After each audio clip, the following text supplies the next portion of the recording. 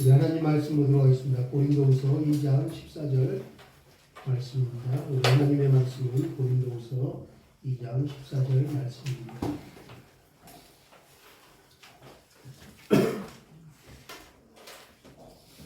고린도후서 2장 14절 말씀입니다. 우리 앞에 화면에도 나와 있는데요. 우리 함께 하나님 말씀을 봉독하도록 하겠습니다. 항상 우리를 그리스도 안에서 이기게 하시고 우리로 말미암아 각처에서 그리스도를 아는 냄새를 나타내시는 하나님께 감사하노라. 아멘. 하나님께 감사하노라. 여러분, 5월은 가정의 달입니다. 특히 지난 5월 8일 어버이날을 기리며 누군가 보내온 글 한 편 소개하고자 합니다. 제목은 아버지를 팝니다입니다. 잘 들어보시기 바랍니다. 우리 아버지 1만 달러에 팝니다.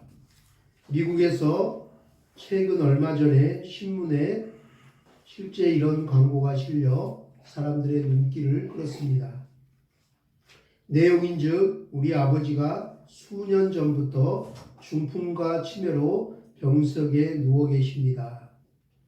그동안 밥도 먹여드리고 대소변도 받아냈는데 긴 병에 효자 없다고 이제는 지쳐서 더 이상 감당할 수가 없습니다. 생각 끝에 아버지를 팔려고 결심하고는 광고를 내었으니 1만 달러에 아버지를 사갈 사람이 있으면 꼭 연락해 주십시오. 그 광고가 나가자 광고를 본 수많은 미국 사람들이 분노하고 경악하며 불효자라고 욕했습니다. 그런데 광고주에게 젊은 남자로부터 자신이 그 아버지를 1만 달러로 사겠다는 연락이 왔습니다. 광고 낸 분은 그 젊은이에게 환자를 돌보는 것이 결코 쉬운 일이 아닙니다. 더구나 돈을 받으며 아버님을 간병하는 것이 아니라 중풍과 치매에 걸린 아버님을 오히려 1만 달러를 주고 사가는 일이어서 쉬운 결정이 아닐 것입니다. 그러니 일주일만 더 깊이 생각해 보시고 꼭 사고 싶다는 생각이 들거든 다시 연락을 주십시오 하고 말했습니다. 그 일주일이 지났습니다. 어떻게 됐을까요? 일주일이 지났는데 다시 그 젊은 남자에게서 전화가 왔습니다. 그 젊은이가 일주일 동안 그간 또 생각해보고 깊이 생각해보았는데 역시 1만 달러대에 당신의 아버지를 사서 모시기로 저희 아내와 가족들과 회의하고 합의했다고 전화가 왔습니다.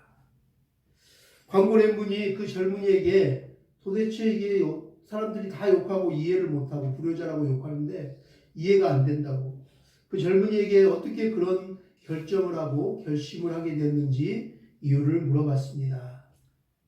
그랬더니 대답하기를 저희 부부는 둘 다 고아원 출신입니다. 어렸을 때부터 고아원에서 태어나서부터 단 한 번도 부모님의 얼굴을 모르고 아내와 저는 자라왔습니다. 그리고 가정을 이루었습니다. 지금은 결혼하여 아들, 딸들을 낳고 복되고 행복한 가정을 이루고 살고 있지만 아버지, 어머니라고 부르면서 할아버지, 할머니라고 부르면서 모시고 사는 가정을 보면 매일 매우 부러웠습니다. 그러면서 우리에게도 아버지가 있었으면 참 좋겠다 생각하는 터였습니다. 어린아이들도 자녀들도 할아버지, 할머니가 계시면 참 좋겠다고 말을 했습니다. 저희 가정은 너무나 어렵게 삽니다. 사실 1만 달러를 낼 만한 형편도 되지 못합니다. 그러나 1만 달란트를 거금을 내어서 당신의 아버지를 사서 당신의 아버지가 천국 갈 때까지 정말 친부모처럼 정성스럽게 효도하며 잘 모시겠습니다. 이 엄청난 말을 들은 광고낸 분이 정말로 우리 아버지가 오랫동안 중풍과 치매로 누워있는데 도대체 그냥 가져가라고 그래도 안 사는데 1만 달란트 거금을 주고 사니 도대체 이해가 안 가지만 한번 만납시다 그러면서 주소를 알려주었습니다.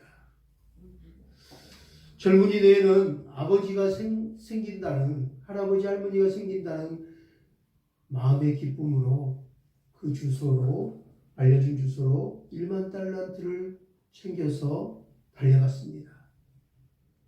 그런데 막상 그 주소에 와서 도착해 보니 그 곳은 미국의 상위 1%만 살 수 있는 최고 부자들만 모여 사는 동네였습니다.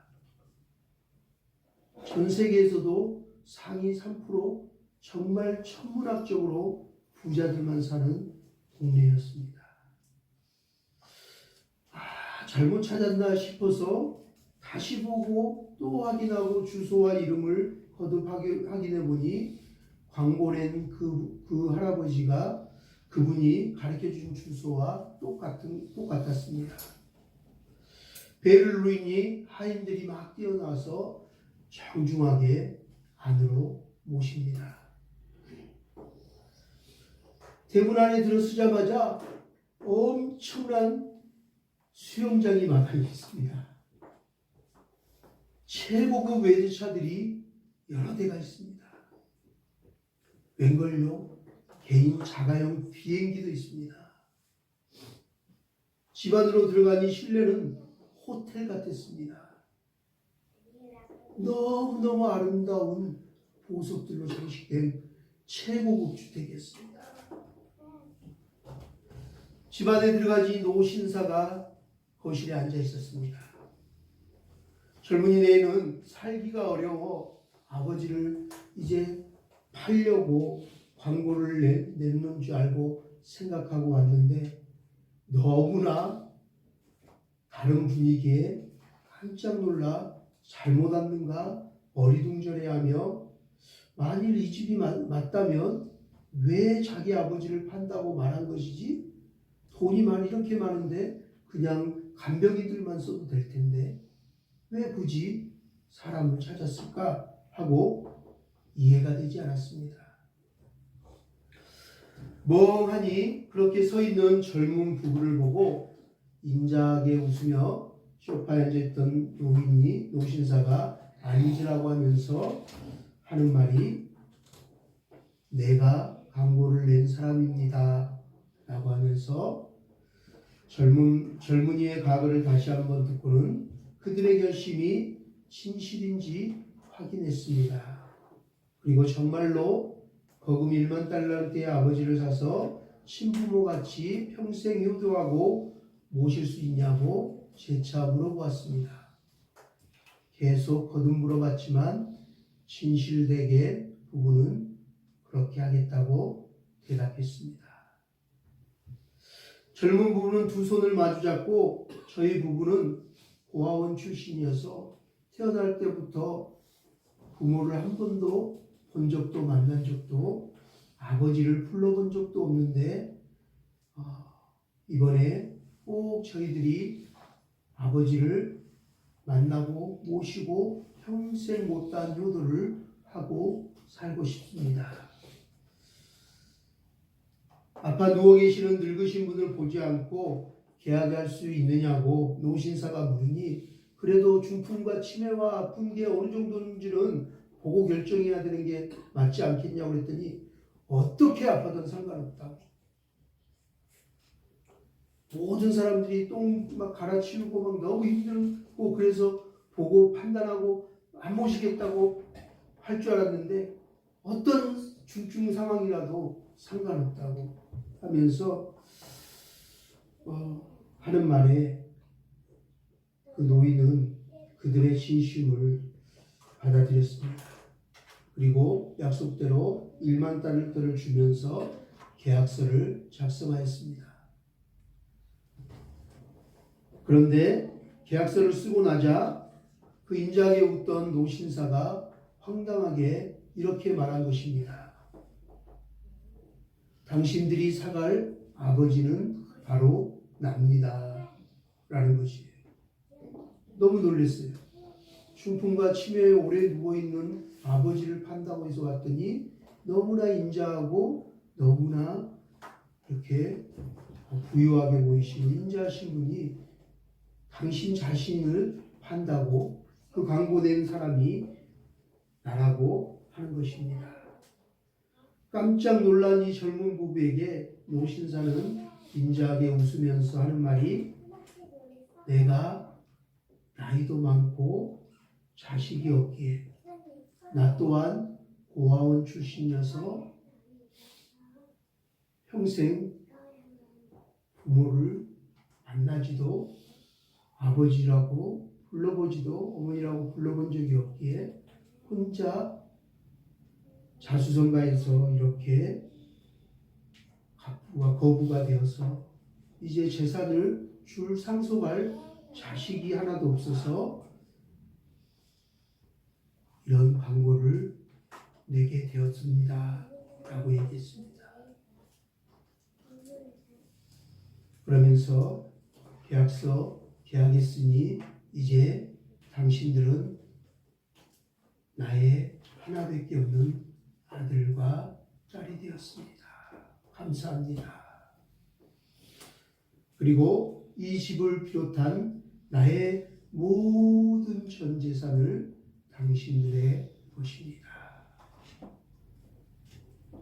내 비서와 함께 빨리 이 집으로 이사 와서 내 아들과 딸과 내 손자와 손녀로 이곳에 와 함께 행복하게 함께 삽시다. 라고 말하는 것이었습니다. 얼마나 놀라운 반전입니까? 이 젊은 부부의 정말 그럴 거라고 생각하지 않는 정말 사심 없었던 정말 순수한 진실된 그 부부의 따뜻한 마음에 감동한 이 노인은 자신의 모든 전 재산을 그들 부부에게 상속하여 주었다고 합니다. 이 실제 미국에서 최근 얼마 전에 있었던 일이라고 합니다.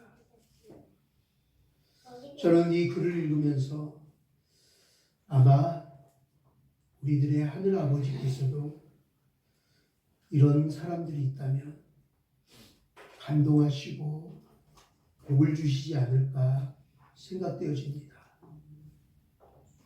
내 친아버지, 친어머니도 아닌데 내 혈육도 아닌데 날 낳으시고 길러주신 부모도 아닌데 그것도 중풍과 치매로 오랫동안 똥오줌도 못 가리고 누워있었다고 하는데 그래도 효도하고 싶어하는 이 젊은 부부의 이야기를 들으면서 가정의 달 특히 5월 8일 어버이날 이 글을 읽으면서 참 마음이 무겁고 참 감동이 되었습니다. 여러분 5월은 가정의 달입니다. 부모님께 효도하고 어린이날 어린이들을 마음껏 축복하고 스승의 날 스승님께 감사하는 마음 그 무엇보다도 저와 여러분 우리 모두를 위하여 인류를 위하여 자신의 생명까지도 하나도 아까워하지 않으시고 아낌없이 십자가에서 그 중한 고통 당하시며 물과 피를 다 쏟아서 아낌없이 물 한 방울 핏방울 한 방울 남기지 않고 감당할 수 없는 도저히 감당할 수 없는 내가 당해야 될 내가 손과 발에 못 박혀야 될 그 고통을 당하시면서 나를 나 같은 죄인 살리시려 전능하신 분이 말씀 육신이 돼 이 땅에 오셔서 나를 사랑한다. 내 아들아 내가 너를 잘한다. 내 딸아 너를 축복하노라 하시면서 우리의 모든 주와 같은 붉은 죄들을 십자가에서 대속하시고 죽으시고 부활하신 예수님과 그 하나밖에 없는 독생자 아들 예수 그리스도를 아낌없이 우리에게 내어주신 하나님 아버지께 감사하는 마음으로 살아가는 복된 인생들 다 되기를 주의 이름으로 축원합니다. 오늘 고린도후서 2장 14절은 말씀합니다. 하나님께 감사하노라. 무엇보다도 하나님께 감사하는 5월이 되기를 주의 이름으로 축복합니다. 여러분, 5월은 가정의 달입니다. 또 5월은 무슨 달이라고 하나요? 가정의 달 말고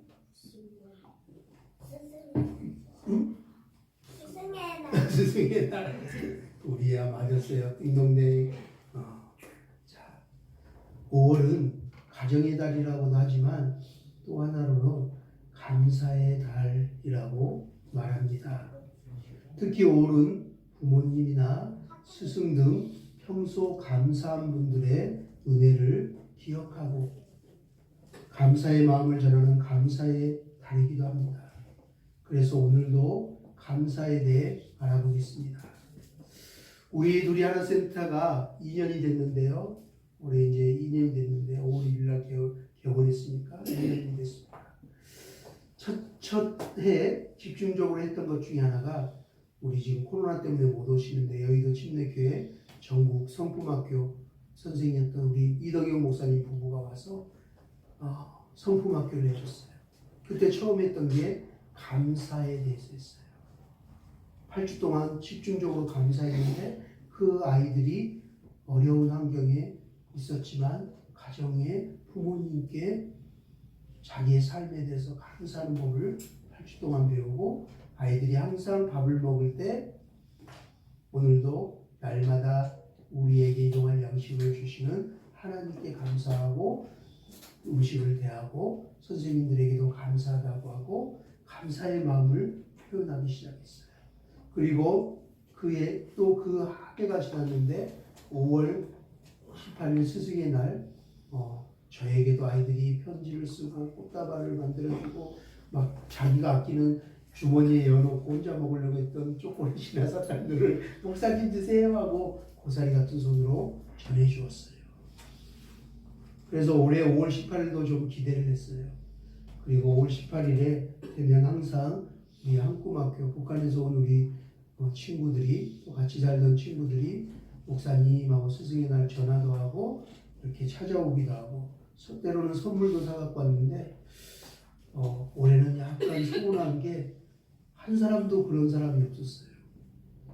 그런데 이것이 보니까 가면 갈수록 마지막 때 징조이기도 하지만 하나님께서 마지막 때가 되면 사랑하지 아니하고 무정하지 아니하고 감사치 않고 이게 나오는데 그런 것도 있겠지만 또 하나의 큰 원인은 코로나 때문에 많은 사람들이 점점 거리가 멀어졌어요.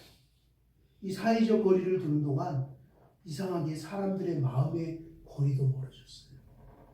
그리고 부부도요, 연애할 때도요, 초년총각 때도요, 먼 거리에서 연애하면 결혼하기 힘들다고 그러잖아요. 몸이 멀어지면 마음도 멀어진다. 이 몸을 막 분리해 놓으니까 마음도 멀어지기 시작해요. 그리고 예배를 드리지 않으니까 영이 자꾸 답답해지는 거예요. 왠지 모르게 공허해지고 외로워지고 또 이 코로나 때문에 힘들어지고 불평하고 원망하고 짜증나고 이런 감정들이 생기니까 사랑하고 감사하는 마음이 점점점 영이 죽어가는 거예요. 다시 한번 회복되어지기를 주의 이름으로 축원합니다. 감사의 달에 특히 감사하는 마음들이 다시 새롭게 회복되어지기를 주의 이름으로 축원합니다. 하나님께 예수님께 감사하고 성령님께 감사하고 부모님께 스승께 감사하고 서로 또 돌아보고 지체들 걱정해주고 염려해주고 기도해주는 우리 성도들에게 서로 지체들에게 감사하고 서로 감사하는 마음으로 사랑하며 섬기기를 그리스도의 사랑과 섬김으로 하나 되기를 소망합니다.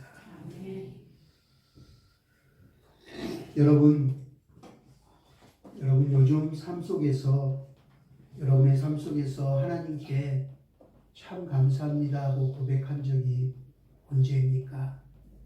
진실되게 눈물 흘리며 감사하다고 고백하고 찬양한 날이 언제입니까?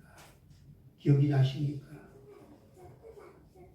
요즘 여러분들 삶 속에서 하나님께 진심으로 감사하고 찬양을 드리고 살아가고 계십니까? 아니면 염려와 불안과 한숨과 짜증과 원망과 불평등으로 살아가고 있습니까? 아니면 세상의 것들을 취하려고 돈을 벌려고 영원히 썩 없어질 것을 쫓아 분주하게 살아가고 있습니까? 아마도 전 세계 수많은 사람들은 코로나로 인해서 감사하기보다는 염려와 불안과 불평과 한숨과 탄식이 더 많아지지 않나 생각되어집니다. 그러나 우리 그리스도인들은 그 어떤 상황과 환경 속에서도 하나님께 감사를 드려야 합니다. 나 같은 죄인 택하여 주신 것만 해도 감사해야 합니다. 오늘 우리가 함께 읽은 고린도후서 2장 14절 말씀은 이렇게 말씀하고 있습니다. 항상 우리를 그리스도 안에서 이기게 하시고 우리로 말미암아 각 처에서 그리스도를 아는 냄새를 나타내시는 하나님께 감사합니다. 아멘. 또한 시편 7장 17절에서 다윗은 이렇게 고백합니다. 내가 여호와께 그의 의를 따라 감사하며 지존하신 여호와의 이름을 감사하며 찬양하리로다 라고 고백합니다. 지금까지 이곳까지 살아온 나의 삶을 되돌아보며 우리의 심령은 하나님이 내 삶에 행하셨던 일들을 기억하고 내가 아플 때, 내가 힘들 때 고아처럼 내버려 두지 아니하시고 이 모양 저 모양으로 이 사람 저 사람을 통해서 공급하여 주시고 위로하여 주시고 충고 기도케 하시며 내 심령에 위로와 큰 힘이 되어 주셨어.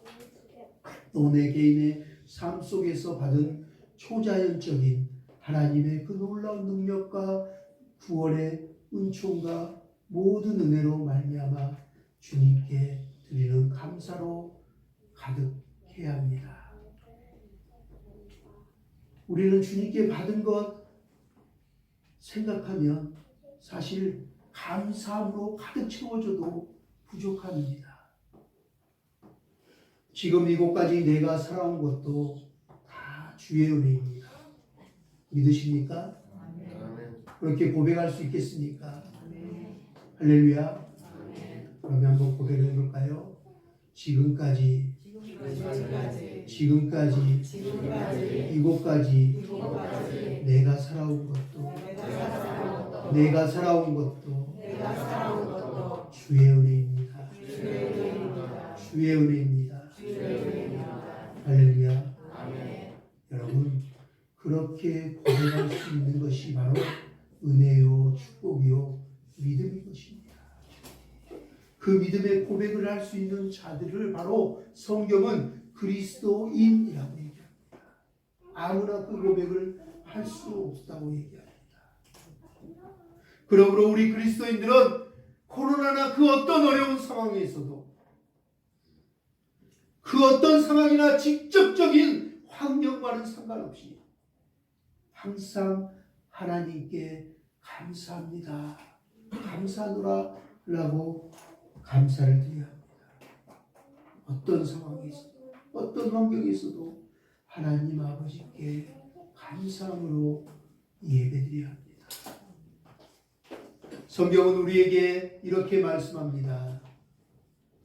데살로니가전서 5장 16절 18절에 이렇게 얘기합니다. 범사에 감사하라. 이것이 그리스도 예수 안에서 너희를 향하신 하나님의 뜻입니다. 아멘. 범사에 감사. 이것이 그리스도 예수 안에서 우리를 향하신 하나님의 뜻이에요. 범사에 감사라는 의미는 모든 상황에서도, 어떤 환경 속에서도, 어떤 어려움이 오더라도, 어떤 고난에, 외로움에, 힘든 터널의 길을 걸어가더라도 그 상황에 감사할 수 있는 것. 항상 모든 상황에서 감사라는 뜻입니다. 감사할 일이 생길 때만, 감사할 일이 생길 때만 감사라고 절대 성경은 말하고 있지 않습니다. 기쁜 일이 생길 때만 기뻐하고 감사하다고 고백하라고 말하지 않습니다. 모든 상황에서 감사라고 얘기합니다. 실제로 하나님께서 우리에게 믿음의 본으로 소개하는 믿음의 조상들은 그렇게 말도 안 되는 상황에서 하나님께 찬송하고 감사했습니다. 매를 맞아 죽을 것 같을 때도, 감옥에 갇힐 때도, 사자굴에 갇힐 때도, 어떤 상황 속에 있어도 하나님을 찬양하고 감사를 드렸습니다. 하나님은 그 사람들을 축복하셨습니다. 그리고 기적을 행하셨습니다. 하나님의 전능하심을 나타내 보이셨습니다. 감옥 문이 열렸습니다. 제사들이 풀렸습니다. 여러분, 우리들의 인생을 되돌아볼 때 영으로 기뻐하고 감동하고 흥분해서 주님이 우리들을 위해서 그동안 우리 인생 가운데 알게 모르게 인도하시고 지켜보시고 행하셨던 모든 일들을 한번 생각해 보면 우리는 감사할 일들이 분명히 있을 것입니다. 우리가 예수 그리스도를 믿음으로 얻게 된 세상이 알지 못하는 그 놀라운 신령한 기쁨과 은혜들, 세상 사람들은 알지 못하는 그 놀라운 하늘의 축복들, 그 모든 은혜를 우리는 생각해보고 하나님께 감사해야 합니다. 그리고 여러분들의 받은 복을 한번 세어보십시오. 찬송의 가사처럼 받은 복을 세어보아라. 하나님이 우리에게 엄청난 많은 복을 주셨어요. 우리는 자꾸 안 좋은 일, 슬픈 일, 괴로웠던 일만 자꾸 생각하지만 사실은 그보다 더 놀라운 은혜와 복을 분명히 하나님 주셨어요. 우리가 그것을 잃어버리거나 깨닫지 못하거나 고백하지 못했을 뿐이죠.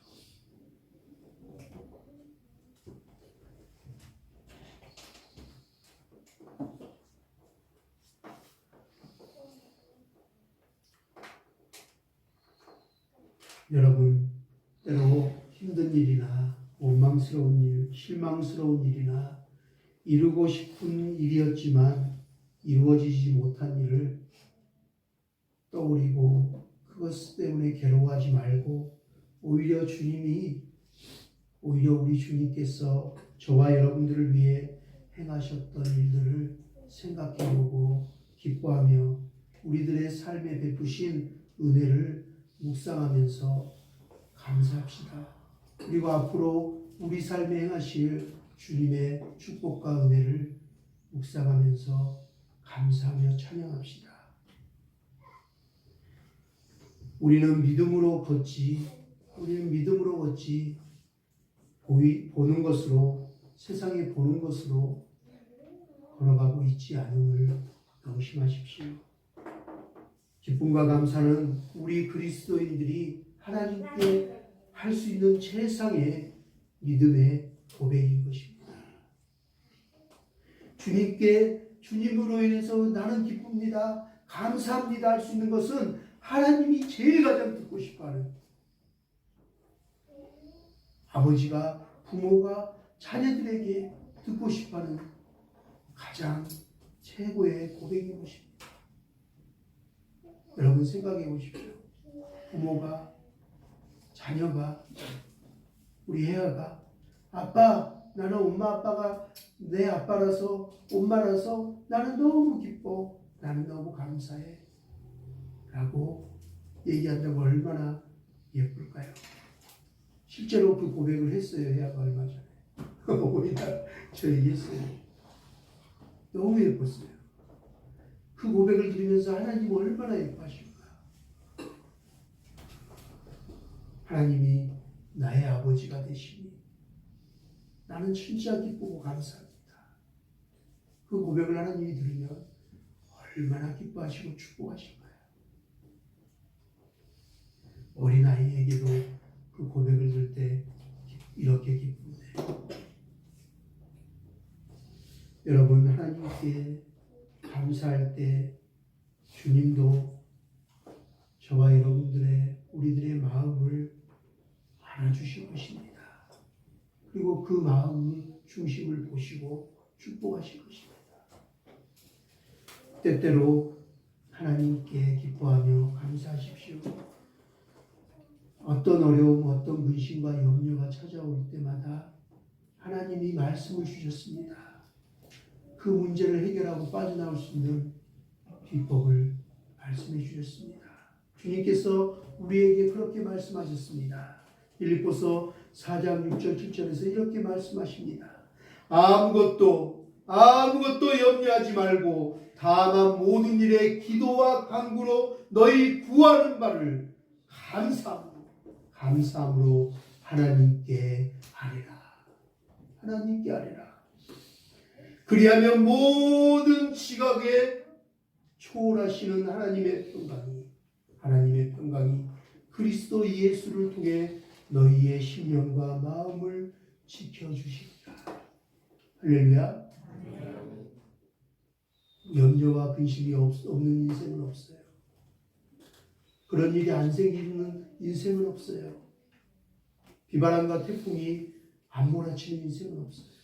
질병이, 고통이, 고난이 없는 인생은 없어요. 그런데 그때 하나님 말씀하십니다. 아무것도 염려하지 말라. 다만 그 괴로운 모든 일들에 기도와 간구함으로 하나님께 아뢰래요. 어떻게 아뢰라고요?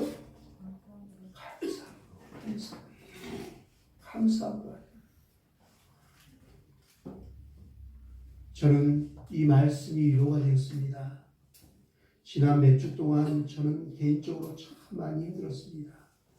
밤마다 천식과 충농충에 막 머리가 아프고 숨을 제대로 못 쉬어서 1시간도 못 돼서 무호흡증이 생겨서 입이 바짝 말라서 일어나서 물을 먹고 화장실 가고 밤에 못 자니 막 일상이 너무 힘들고 일을 해야 되는데 피곤하고 정신은 몽롱하고 그러다 보니 어지러워서 제가 고혈압과 당이 있는데 갑자기 막 고혈압이 확 올라갔다가 당이 막 저혈압이 생겨서 막 없었던 저혈압이 생겨가지고 막 이 몸이 방전돼서 그냥 길 가다가도 쓰러질 거.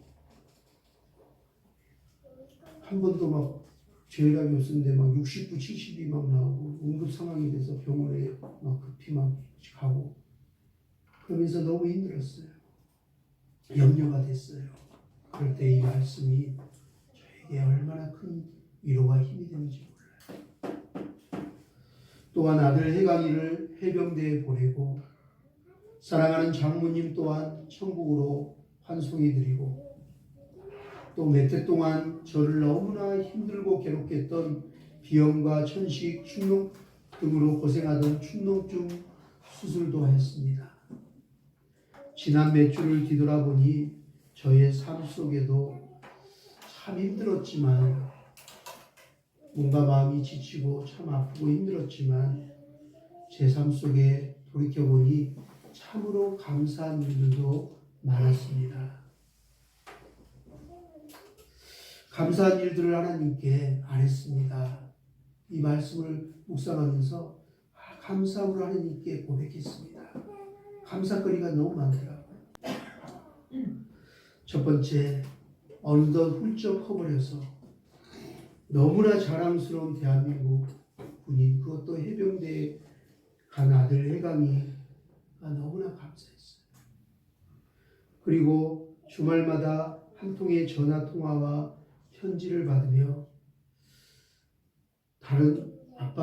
다른 아이들은 너무 힘들어하는데 나는 초등학교 때, 중학교 때 태권도 격투기 선수하면서 동계훈련했는데 해병대가 그때 받은 얼차례와 그 동계훈련의 절반밖에 아직은 안 돼. 그래서 나는 껌인 것 같아. 그리고 중학교 2학년 때 필리핀 가서 선교지 가서 3달 있어서 아직까지는 버틸만해. 가족들도 더 오래 떨어져 있어 봐서 훈련이 된 것 같아. 그러면서 오히려 조교 한 사람 한 사람, 동료 한 사람 한 사람 이제 사람을 파악하고 장단점을 파악하고 다른 애들은 얼차례 받고 국군 그 도수 체조하는데 너무 힘들어서 괴로워하는데 자기는 하나님이 정말 비싼 트레이너를 보내주셔서 내 지금 살찌고 이렇게 건강하지 못한 몸을 여기 와서 식단 조절하고 아침 일찍 일어나서 매 새끼를 먹고 그것도 건강식을 먹고 그러면서 정말 얼차례 막 기합받고 훈련을 하면서 하나님이 나에게 특별한 최고급 트레이너를 보내주셔서 내 몸과 마음을 건강하게 해주셔서 감사하다고. 그래서 자기는 오히려 긍정적으로 잘 지내고 있다고, 걱정하지 말라고. 그런데 제가 그 멘탈을 듣고 어제 편지를 보고 통화하면서 난 군대 갔을 때 조교들 이를 갈고 나 사회 나가면 두고 보자 그러고 악으로 깡으로 버텼는데 우리 아들 참 기특하게 대견하게 멘탈이 참 대단하다고 아내랑 얘기하면서 하나님께 감사했어요. 걱정을 많이 했는데 너무나 감사했어요.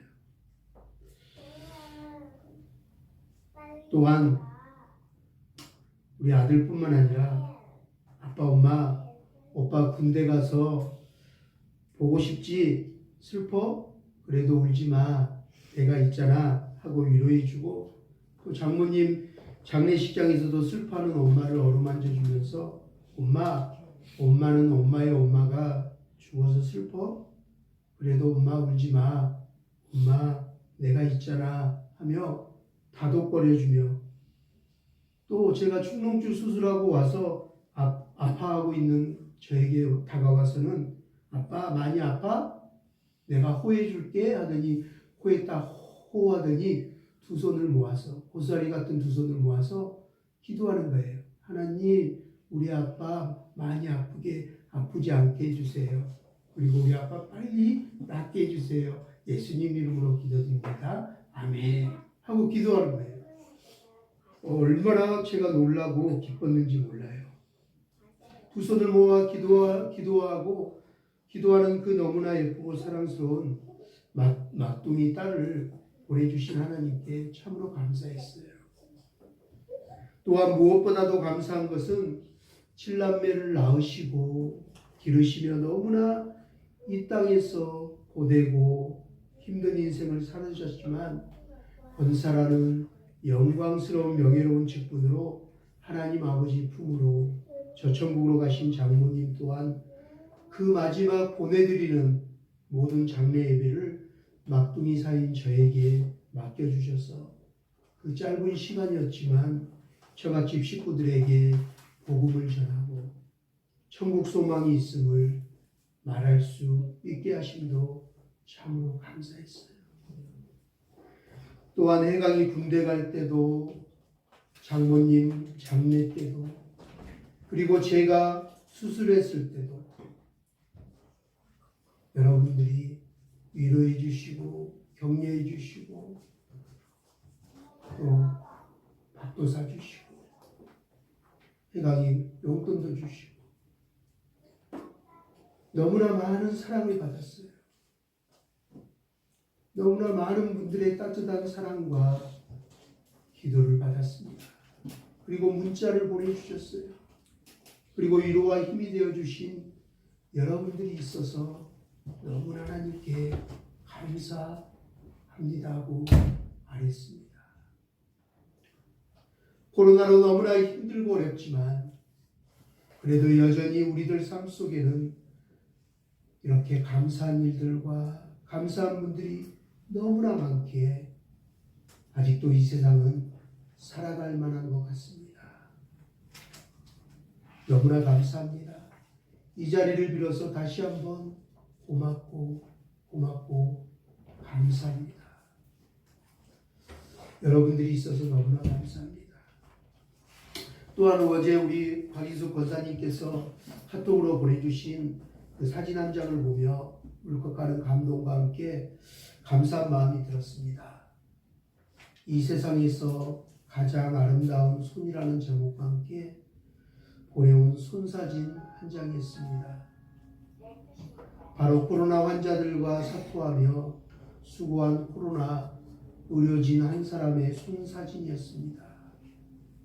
정말 그 사진을 보며 울컥하였으며 또 그 의료진들에 대한 새삼 감사의 마음이 들었습니다. 이렇듯 우리 주위엔 아직도 알게 모르게 참으로 수고하고 애쓰며 감사한 분들이 참 많습니다. 특히 저는 이번에 축농증 수술을 하면서 물혹이 너무 심해져서 열 몇 개를 다 제거하고 축농증 수술을 하고 또 제가 어렸을 때 이 코를 2번 다쳐서 수술을 했는데 엑스레이 CT를 찍으니까 이게 너무 많이 변형되고 삐뚤어져서 숨호흡하기도 힘들고 코 통로가 이렇게 휘어져서 그걸 또 바로잡아야 된다고 해서 한꺼번에 3가지를 수술한 거예요. 물혹 제거하고 축농증 수술하고 확장 수술하고 하면서 너무 힘들더라고요. 제가 전신 마취 해달라고 했는데 왜냐하면 제가 코뼈 2번 하면서 마취가 한번 풀려서 그 쇠를 넣어갖고 우두두 가는데 뼈 막 맞추면서 피를 너무 많이 흘리고 그걸 보면서 고통스러워서 악을 지르고 그게 트라우마가 있어서 3번째 이 수술하면서 너무 막 긴장이 되고 땀이 막 비오듯 하더라고요. 그래서 이거 또 공황장애 오면 어떡하지, 트라우마 되면 어떡하지 막 두려움에 굉장히 수술하기 전부터 기도를 많이 하고 왔어요. 수술하면서도 기도하면서 그 전신대 수술실에 누워서 이렇게 얼굴을 맞고 코 속에만 이 얼굴에만 마취를 하는데 원장님 전신 마취하면 안 됩니까? 그랬더니 안 된대요. 왜 그러냐 그랬더니 목사님 지금 여러 가지 천식과 고혈압과 뭐 당뇨가 있어서 소통하면서 체크하면서 이렇게 해야지 의사소통이 안 되고 하다가 이게 문제가 되면 큰일 나기 때문에 할 수 없이 목사님은 부분 마취 여기만 해야 됩니다. 그러더라고요. 그래서 이제 어쩔 수 없이 부분 마취를 했는데 그걸 다 과정을 보고 느껴야 되니까 너무 힘든 거예요. 그리고 이거 막 뼈를 맞추고 그 가위로 생살을 막 잘라내는데 자르는 그 질긴 느낌이 그대로 나는 거죠. 마취의 고통은 그래도 좀 덜했는데 느낌 하나하나가 다 예민하게 코에 막 신경이 있고 다 오감이 세워져서 느껴지니까 너무 힘들더라고요. 그러면서 그 3가지 수술을 하고 나면서 제가 느낀 게 있어요. 야, 하나님 만드시니 코 하나가 얼마나 소중하구나. 여러분, 황사 마스크 그 어떤 마스크 미세먼지나 이 마스크보다 우리 코에 있는 코털이 많은 것들을 다 제거하고 콧물이 그 병균들을 다 막아주고 세척하신다는 사실을 아십니까? 그리고 이 코가 맡는 냄새와 기능들이 대단하거든요. 그리고 코로 숨을 못 쉬면 얼마나 괴로운지 이번에 절실히 느꼈어요. 무호흡증으로 갈 수도 있구나. 막 갑자기 고혈압이 올리고 막 뒷골이 땡기고 자다가도 힘들어지고 죽겠구나. 코로 숨을 쉴 수 있는 게 얼마나 코로 평상시 숨을 쉴 수 있다는 것만 자체도 감사하다는 걸 이번 수술하면서 이번 아프면서 절실히 느꼈어요. 그러면서 제가 숨 쉬는 게 너무 감사해서 생각날 때마다 감사함이 생각날 때마다 찬양을 불렀어요. 주 사랑이 나를 숨쉬게 정말 하나님의 사랑이 나를 숨쉬게 하시는구나. 내가 내 마음대로 숨도 제대로 못 쉬는구나. 숨 쉬는 것조차도 하나님의 사랑이구나. 은혜구나. 여러분 평상시 우리가 코로 숨을 마음껏 들여마시고 쉴 수 있는 게 얼마나 큰 은혜인지 얼마나 감사한 일인지 우리는 하나님께 감사할 일이 참 많습니다. 또한 수술을 하고 너무나 큰 고통과 아픔을 참으면서 그 장로님 두 분 앞에서 목사님이 막 너무 애기처럼 막 고통스럽고 막 겁내고 막 고통스럽고 막 악을 쓰고 막 애기들까지 뭐 이비인후과 사람 많은데 그런 모습 보이기 싫어서 참았지만 너무 힘들었어요, 사실은. 그러면서 그 큰 고통과 그 막 트라우마가 막 오면서 두 번의 그 기억들이 다시 살아나면서 막 그 진짜 고문당하는 것처럼 막 정말 팔가다리에 막 온 힘을 의자가 부러져서 막 손잡이를 잡고 버티면서 생각나는 두 사람이 있었어요. 그 순간. 첫 번째는요, 우리 탈북민들이 생각났어요. 특히 우리 탈북민 여성들이 많이 생각났어요. 전 너무나 많은 간증을 들었거든요. 차마 입으로 여러분에게 말할 수 없는 일도 들었거든요. 인신매매되고 잡혀가서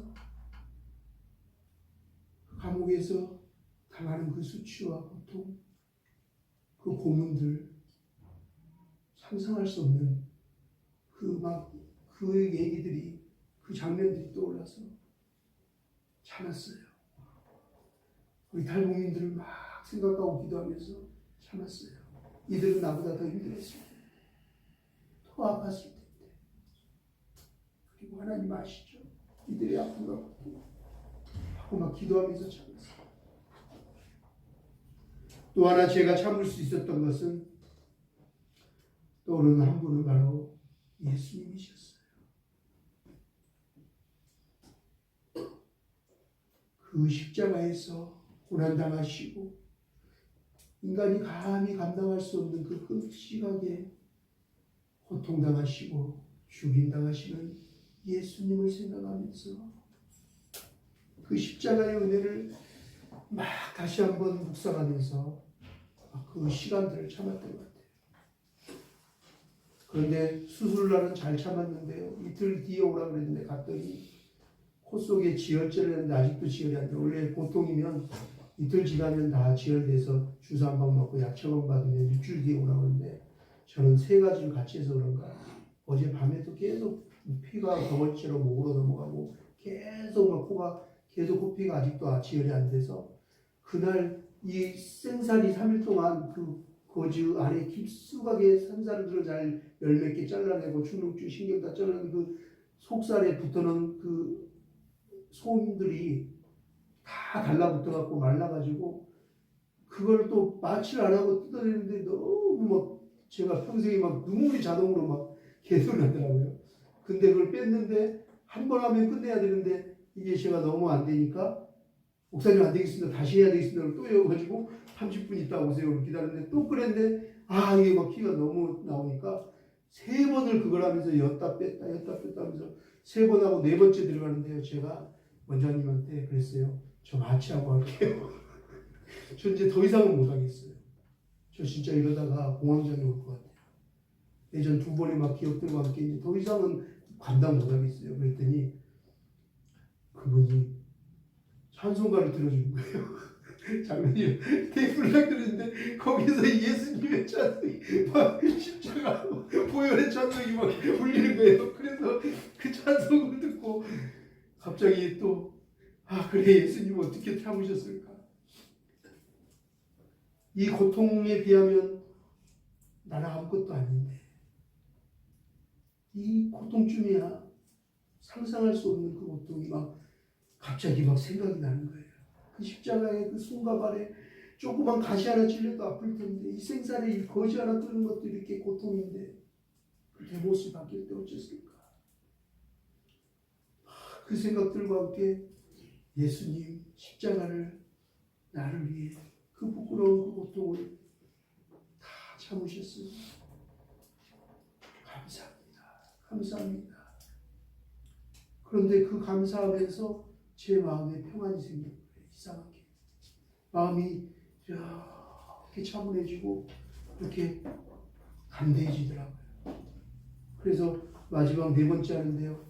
그 고백을 하고 기도를 해서 그런지 고통이 절로 느껴졌어요. 그리고 마취를 안 하고 수술을 마치게 되었습니다.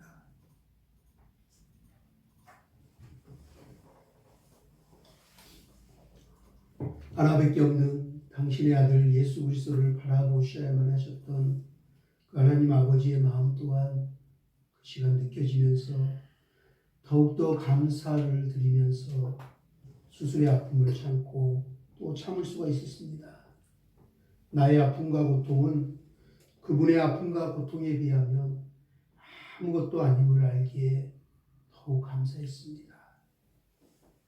사랑하는 예수 마음교회 하늘가족 여러분, 이 세상에서 가장 하나님께 감사를 표현할 수 있는 방법이 무엇인지 꼭 아십니까? 아니, 더욱 쉽게 말씀드려서 하나님께 감사에 표현할 수 있는 시간이 어떤 시간인지 아십니까? 예배 시간입니다. 예배 시간입니다. 예배야말로 이 세상에서 가장 하나님께 감사함을 표현할 수 있는 방법인 것입니다. 우리의 온 몸과 마음을 다 집중해서 신령과 진정으로 진심을 다해서 마음을 드리고 내 수고하고 땀방울, 내 고생한 거, 내 돈, 내 물질, 내 생명까지도 하나님의 것입니다.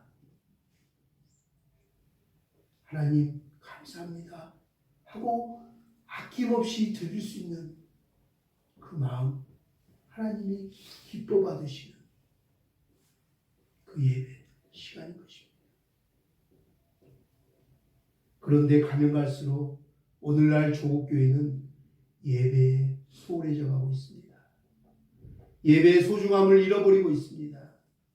우리를 죄와 사망에서 구하시려 독생자 아들 예수 그리스도를 이 땅에 보내주시고 십자가에 대속하게 하신 하나님 아버지께 감사하는 마음으로 드리는 예배 시간이야말로 하나님께서 가장 기뻐하시는 시간인 것입니다. 하나님께서는 감사하는 마음으로 자원하여 드리는 우리의 마음과 봉헌을 기뻐 받으십니다. 그리고 그 마음으로 신령과 진정으로 예배하는 자들을 기뻐하시고 지금도 찾고 계십니다. 하나님 아버지께서 참으로 기뻐하시고 찾고 찾으시는 그 예배자, 그 예배의 공동체가 바로 우리 예수 마음교회가 되기를 주의 이름으로 축원합니다. 여러분, 성경은 창세기부터 요한계시록까지 계속해서 말씀하고 있습니다. 하나님께 감사함으로 예물을 드리고 신령과 진정으로 예배하는 자들은 복을 받을 것이요, 하나님께 감사하지 않고 불평하고 원망하는 자들은 결국 저주를 받게 되리라 말씀하고 있습니다.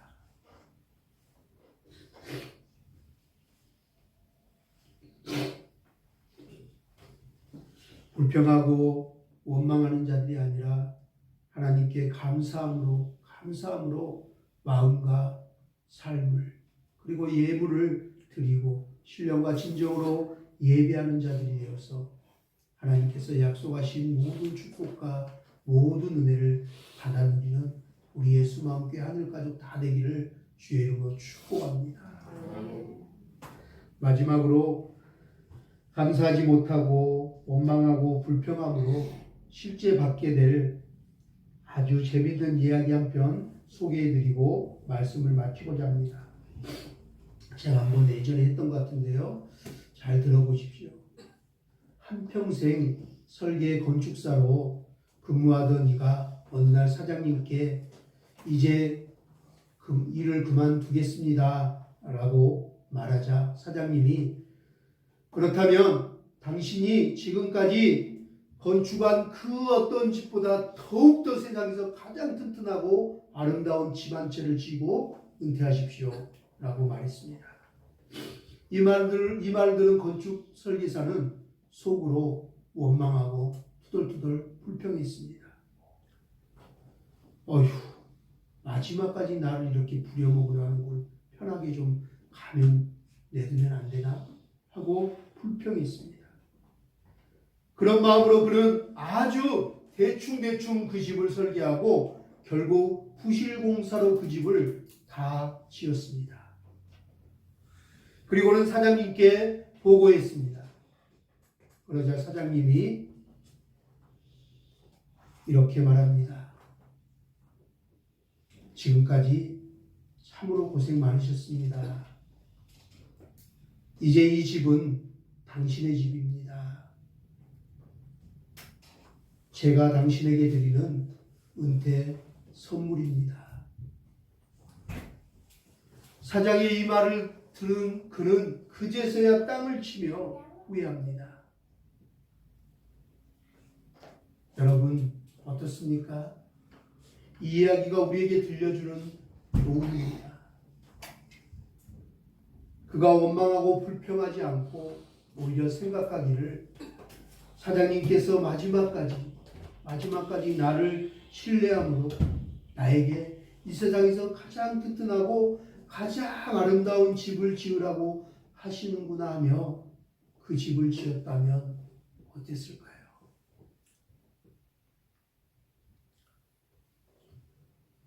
하나님은 우리에게 가장 튼튼하고 가장 아름다운 집을 짓기를 원하십니다. 그런데 우리는 하나님의 말씀에 순종하기보다는 원망하고 불평할 때가 더 많지 않은가 생각해 봅시다.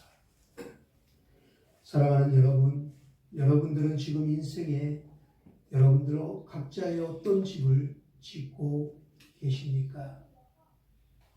하나님 말씀에 원망하고 불평하고 짜증내고 화내면서 하기 싫어서 목사님이 부탁하면 하나님이 말씀하시면 순종하지 않고 나에게 또 왜 부담되는데 왜 오후에 2시에 나무라고 하지? 나에게 왜 이렇게 봉사라고 하지? 나에게 왜 직분을 주려고 하지? 그렇게 원망하고 짜증내고 불평하시는 않습니까? 하나님 말씀에 원망하며 불평하며 저 천국에 나의 영원한 집을 짓고 있지는 않습니까? 아니면 순종하며 감사함으로 저 천국에 나의 집을 짓고 있으십니까?